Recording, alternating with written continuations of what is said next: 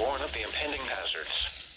Tests of these radios and the warning alarm system will be conducted by the National Weather Service every Wednesday between 11 a.m. and noon. If there is a threat of severe weather, the test will be postponed to the next available good weather day. Reception of this broadcast and the warning alarm system will vary at any given location. This variability, normally more noticeable at greater distances from the transmitter, will occur even though you are using a good quality receiver in perfect working order. To provide the most consistent warning service possible, the warning alarm will only be activated for warnings in selected watches affecting the listening area.